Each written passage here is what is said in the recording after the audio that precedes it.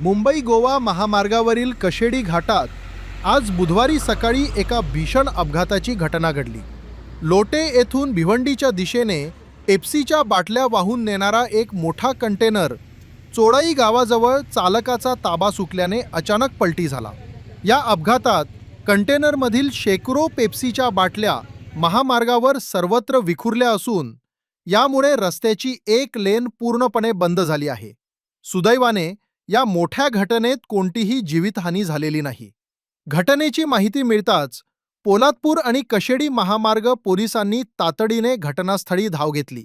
सध्या महामार्गावरील वाहतूक दुसऱ्या लेनवरून वळवण्यात आली असून क्रेनच्या सहाय्याने अपघातग्रस्त कंटेनर आणि बाटल्या बाजूला करण्याचे काम युद्धपातळीवर सुरू आहे.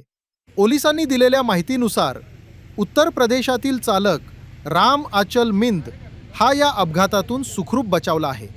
कशेडी घाटातील या अपघातामुळे काही काळ वाहतुकीचा वेग मंदावला होता. मात्र पोलिसांनी परिस्थिती आता नियंत्रणात आणली आहे. प्रवाशांच्या सुरक्षेसाठी योग्य खबरदारी घेतली जात आहे.